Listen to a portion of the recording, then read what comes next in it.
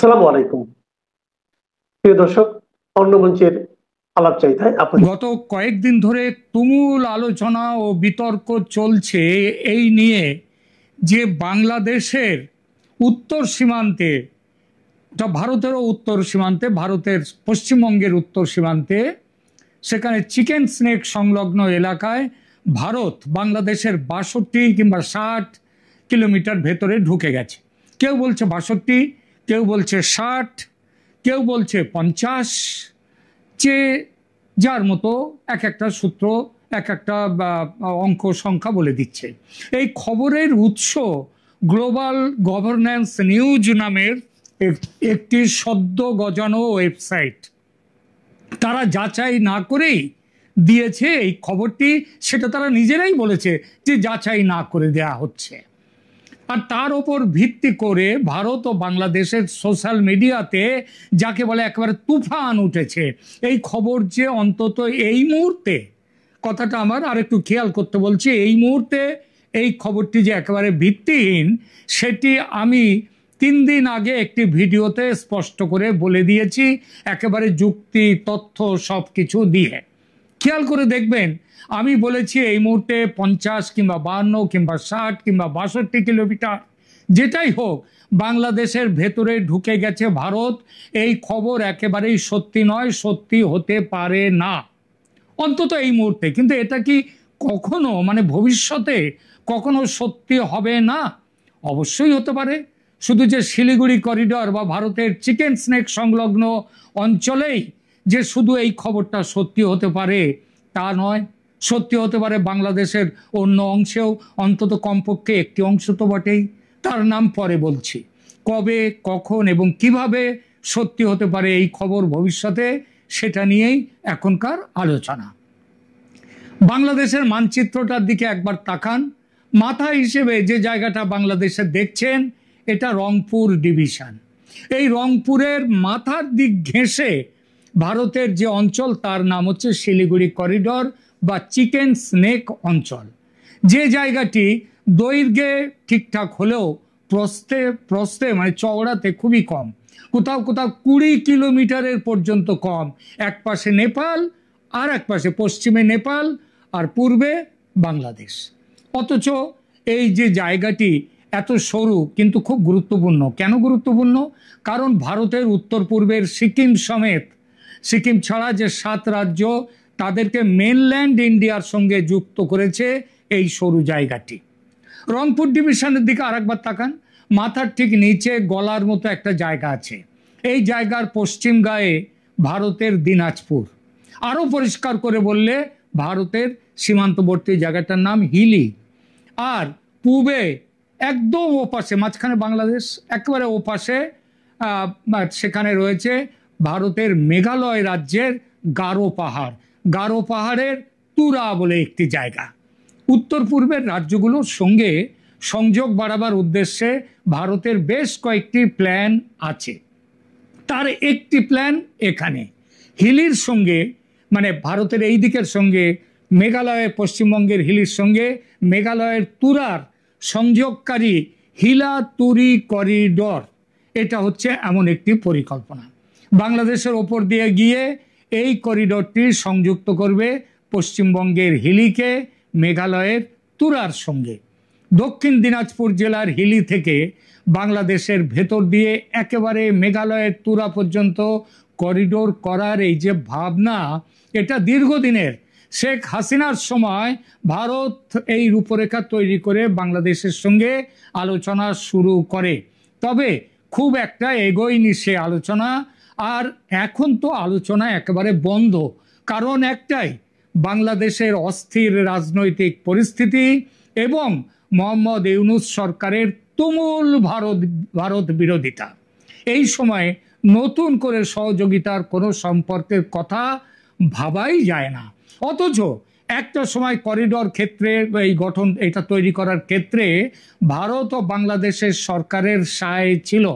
2024-এ ভারতের লোকসভা নির্বাচনের পর কেন্দ্রীয় মন্ত্রী হিসেবে সাংসদ সুকান্ত মজুমদার প্রথমেই এই প্রকল্প নিয়ে নিজের দপ্তরে বৈঠক করেন। পুরনো ফাইল নিয়ে নানা জায়গায় দরবারও করেন তিনি। কিন্তু পট পরিবর্তন হয়ে যায় বাংলাদেশে অল্প দিনেই। পরিবর্তিত পরিস্থিতিতে বাংলাদেশে যতদিন না নির্বাচিত সরকার গঠিত না হয় ততদিন এই করিডোর নিয়ে কোনো সিদ্ধান্ত তো দূরের কথা, আলোচনা পর্যন্ত করা যাবে না যে সেটা বোঝা যায়। দেখুন, ভৌগোলিক অবস্থার কারণে উত্তরবঙ্গ থেকে মেঘালয় যেতে শিলিগুড়ি হয়ে প্রায় দুদিনের মতো সময় লাগে।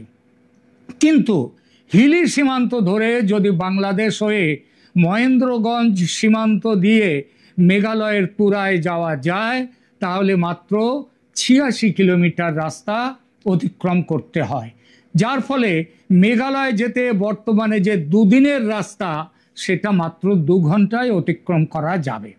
এই প্রকল্প নিয়ে ভারত ও বাংলাদেশের একটি যৌথ কমিটি গঠিত হয়েছিল শেখ হাসিনার সময়ে।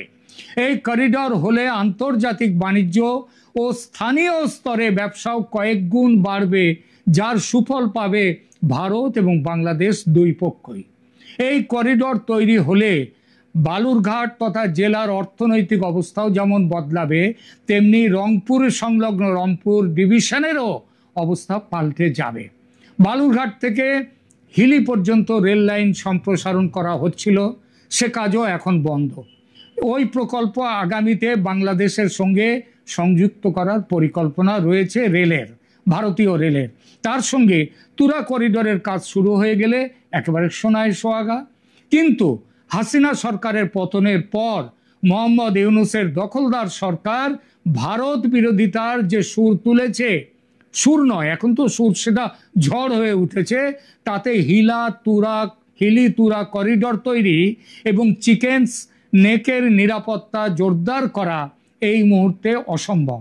কিন্তু তাই বলে চিকেন স্নেকের পাকাপাকি নিরাপত্তা বা হিলি তুরা করিডোর তৈরির পরিকল্পনা যে ভারত ত্যাগ করেছে তা নয়।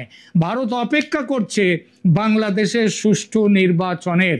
নির্বাচিত সরকার এলে আলোচনার মাধ্যমে এই কাজগুলো করা যাবে বলে মনে করে ভারত। সুতরাং এই মুহূর্তে কোনোভাবেই বাংলাদেশের জমি দখলের প্রশ্নই ওঠে না ভারতের পক্ষে। কারণটা বোঝাতে পারলাম কেন প্রশ্নটা ওঠে না। উত্তর পূর্বের রাজ্যগুলির সঙ্গে যোগাযোগ সহজ করার আর একটি গুরুত্বপূর্ণ পরিকল্পনাও ভারত নিয়েছে ত্রিপুরা সীমান্তে। ত্রিপুরার সঙ্গে সমুদ্রের সংযোগ মূলত বাংলাদেশের উপর দিয়ে তৈরি করা হচ্ছে। এর মধ্যে সবচেয়ে গুরুত্বপূর্ণ হলো ভারত সরকার কলকাতা বন্দর থেকে বাংলাদেশের চট্টগ্রাম বন্দর ব্যবহার করে ত্রিপুরার আগরতলার মধ্যে একটি জলপথের ট্রায়াল রান চালু করেছে। সেটাও কিন্তু সেই কাজটাও এখন বন্ধ। এটি বাংলাদেশের বন্দর ব্যবহার করে সমুদ্রপথে সরাসরি পণ্য পরিবহনের একটা সুযোগ তৈরি করেছে। এছাড়া মাতারবাড়ি গভীর সমুদ্র বন্দরের সাথে সাবরুমের একটা স্থল বন্দর নির্মাণ তৈরি চলছে, যা ত্রিপুরার জন্য একটা গুরুত্বপূর্ণ প্রবেশদ্বার হবে। তৃতীয় বিকল্প আরও একটি আছে, এটি হলো একটি নদীপথ। ফেনী নদী ত্রিপুরার দক্ষিণ অংশ থেকে উৎপন্ন হয়ে বাংলাদেশের মধ্য দিয়ে প্রবাহিত হয়ে বঙ্গোপসাগরে মিশেছে। এই নদীপথ ত্রিপুরার সঙ্গে সমুদ্রের একটি প্রাকৃতিক যোগাযোগ তৈরি করে। ফেনী নদী বরাবর ত্রিপুরা থেকে সমুদ্রের দূরত্ব মাত্র ২৭-২৮ কিলোমিটার। এই সংযোগগুলো ত্রিপুরার অভ্যন্তরীণ এবং আন্তর্জাতিক যোগাযোগে উন্নতি ঘটাবে এবং ভারতের সঙ্গে সঙ্গে বাংলাদেশের পণ্য পরিবহন এবং বাণিজ্যিক ক্ষেত্রেও এর একটা বড় প্রভাব পড়বে। চট্টগ্রাম হয়ে কলকাতা আগরতলা নৌপথ, সেটাও পরীক্ষা করছে ভারত সরকার। ১৬ই জুলাই বাংলাদেশের চট্টগ্রাম বন্দরের মাধ্যমে কলকাতা থেকে ত্রিপুরার আগরতলা পর্যন্ত একটি জলপথের ট্রায়াল রান চালু হয়েছে, গত বছর চালু করা হয়েছিল, কিন্তু এখন সব বন্ধ। অর্থাৎ উত্তর পূর্বের রাজ্যগুলির যোগাযোগ ব্যবস্থা ও নিরাপত্তা ব্যবস্থা সহজ করতে বাংলাদেশের একটা বড় স্থান রয়েছে। কিন্তু ইউনূস সরকার, তিনি তো চান চীনকে দিয়ে দিতে, ওই ৭ রাজ্য 7 সিস্টার্স চীনের দখলে দিতে চান। তিনি পাকিস্তানকে নিয়ে ওখানে আসছেন, চিকেন স্নেক পরিদর্শন করছেন। তো এই সঙ্গে ইউনূস সরকারের সঙ্গে সম্পর্ক খারাপ যে এখন বর্তমানে ভারতের, এটা বলার তো অপেক্ষা রাখে না। কিন্তু সম্পর্ক খারাপ বলে আগ বাড়িয়ে বাংলাদেশের মধ্যে ঢুকে পড়ে তাদের ভূখণ্ড দখল করে সম্পর্ক আরো খারাপ করবে, এমন বোকামি ইউনূসের মতো এনজিও সরকার করতে পারে, কিন্তু নরেন্দ্র মোদীর মতো তুখোড় রাজনীতিবিদ, কূটনীতিবিদ এবং স্টেটসম্যান তিনি কখনো এটা করা তো দূরের কথা, ভাববেনও না। মনে রাখবেন, এই জন্যেই এখনো পর্যন্ত বাংলাদেশের ওপরে ভারত কোনো সামরিক অভ্যুত্থান, সামরিক অভিযান চালায়নি। কিন্তু তাই বলে ভারত কি চুপচাপ দেখে যাবে? বাংলাদেশ যা করবে, ও দেশটা মৌলবাদীদের হাতে চলে গেছে, সন্ত্রাসবাদীদের হাতে চলে গেছে, তারা ওখান থেকে বলছে 50 লক্ষ লোক নিয়ে ভারত আক্রমণ করবে, ভারত কি সব দেখতে থাকবে চুপচাপ বসে? একদম নয়। ভারত কামড়াচ্ছে না বটে, তবে ফয় দেখাতে ফনা তুলে ফোঁস কিন্তু করে যাচ্ছে সীমান্তে। এবং ওই চিকেন স্নেককে সামনে রেখে দিয়ে যে বিরাট যে একটা হিলি সীমান্ত জুড়ে, ত্রিপুরা সীমান্তে, হিলি সীমান্তে, ত্রিপুরা সীমান্তেও, সেখানে যে যুদ্ধ প্রস্তুতি চূড়ান্ত পর্যায়ে নিয়ে যাচ্ছে ভারত, সেটা হচ্ছে ওই ফোঁস করা। আর্মি ড্রিল হচ্ছে একের পর এক, তার কারণ ফোঁস করা। সাবধান, নোটাম জারি হয়েছে একটা কারণ ফোঁস করা। কিন্তু ফোঁস যদি না কাজ করে তাহলে অপেক্ষা করে লাভ কি? আর কিসের বা অপেক্ষা করছে ভারত? বাংলাদেশের নির্বাচনের অপেক্ষা করছে ভারত। পরিষ্কার জেনে রাখুন, ফেব্রুয়ারির নির্বাচন, তার নোটিফিকেশনের অপেক্ষা করছে। সেই নোটিফিকেশন এলে দেখবে আওয়ামী লীগ তার উপর থেকে নিষেধাজ্ঞা তুলে নেওয়া হয়েছে কিনা, আওয়ামী লীগ নির্বাচনে প্রতিদ্বন্দ্বিতার সুযোগ পাবে কিনা। যদি না সুযোগ পায়, যদি আওয়ামী লীগকে বাইরে রেখে নির্বাচনের প্রস্তুতি হয়, তাহলে জেনে রাখবেন গৃহযুদ্ধ শুরু হয়ে যাবে দেশে।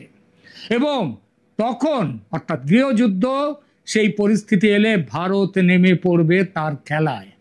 খেলাটা কি? শুধু রংপুরের 50-60 কিলোমিটার দখল নয়, কিংবা ত্রিপুরা থেকে ফেনী নদী বরাবর সমুদ্র পর্যন্ত ওই 28 কিলোমিটার কাটা কেটে দেয়া নয়। এটা তখন ওটা 28 কিলোমিটার কেটে দিলেই চট্টগ্রাম বিচ্ছিন্ন। ওদিকে রংপুরের নিচের গলার দিকটা দেখুন, ওখান দিয়ে যদি একবার গাঢ় তুরা থেকে, হিলি থেকে তুরা পর্যন্ত ওই লাইন টেনে দিলে রংপুর বিচ্ছিন্ন। অর্থাৎ একদিকে রংপুর বিচ্ছিন্ন, একদিকে চট্টগ্রাম বিচ্ছিন্ন। বিচ্ছিন্ন করার পর কি হবে? ভারত কি দখল নেবে? আবার বলছি, ভারত দখল নেবে না। ওটা গৃহযুদ্ধ হবে, এবং গৃহযুদ্ধের একটি পক্ষ তারা রংপুরে আলাদা দেশ গঠন করতেও পারে, যদি না বাংলাদেশের বর্তমান শাসকদের কাণ্ডজ্ঞান বলে কিছু হয়। এবং সেই কথাও চলছে, কথা উঠে গেছে ইতিমধ্যে। তেমন পরিস্থিতিতে রংপুর যদি বিচ্ছিন্ন হয়ে আলাদা দেশ হয়, সেই দেশের শাসক হবেন হাসিনা পুত্র জয়। অবাক হবেন না কেউ? এমন ব্যবস্থা চট্টগ্রামেও তৈরি হতেই পারে।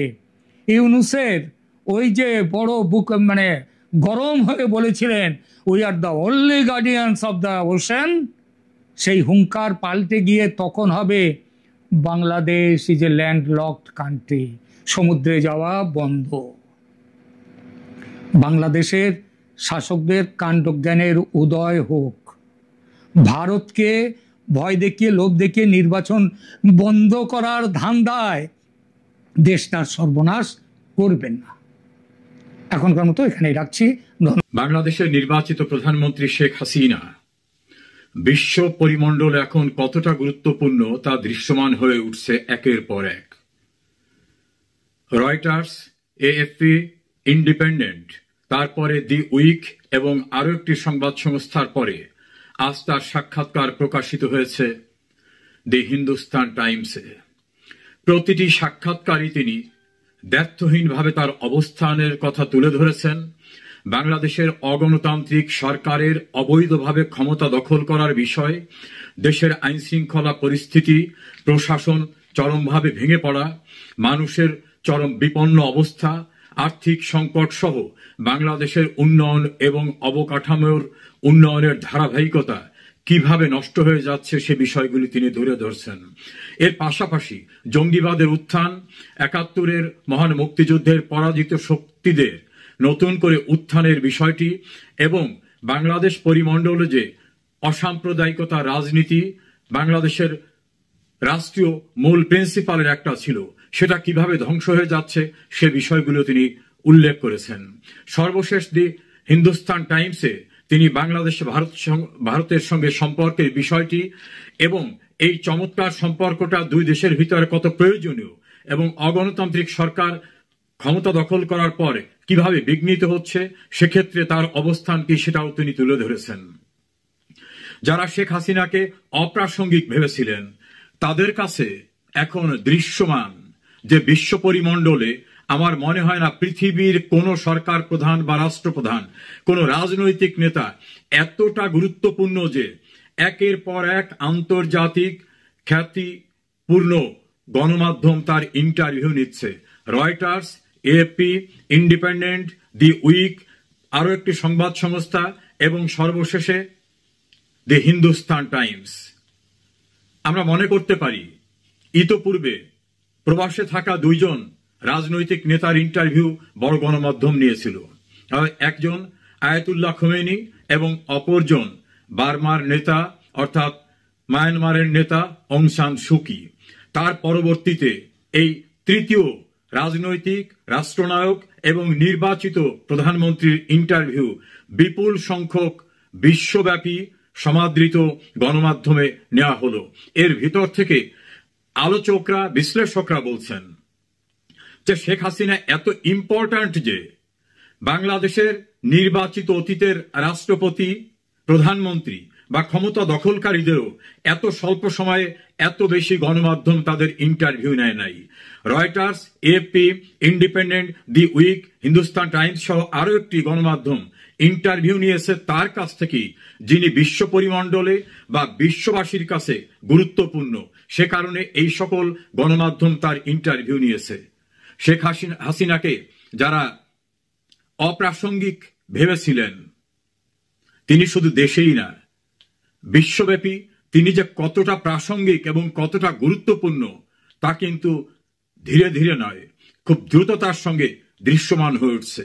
বাংলাদেশের অভ্যন্তরে যেমন মানুষ বলছে শেখ হাসিনার আমলেই ভালো ছিলাম, এমনকি যারা শেখ হাসিনা বিরুদ্ধে আন্দোলন করেছিল তারাও এখন অতিষ্ঠ হয়ে তারা সামগ্রিক বিষয় বিচার বিবেচনা করে বলছেন শেখ হাসিনার সময় ভালো ছিল। আধুনিক মালয়েশিয়ার স্থপতি মাহাথির মোহাম্মদ তিনি বলছেন শেখ হাসিনা বাংলাদেশকে এত উন্নত একটি জায়গায় নিয়ে আসছিলেন যে সেটা তাকে করতে দেওয়া হলো না। এভাবে বিশ্বের অন্যান্য গুরুত্বপূর্ণ রাষ্ট্রের গুরুত্বপূর্ণ ব্যক্তিদের কাছে এখনো শেখ হাসিনা বিশ্বময় গুরুত্বপূর্ণ ব্যক্তি, রাষ্ট্রনায়ক, রাজনৈতিক ব্যক্তিত্ব এবং তিনি উন্নয়নের রোল মডেল হিসাবে সমাদৃত।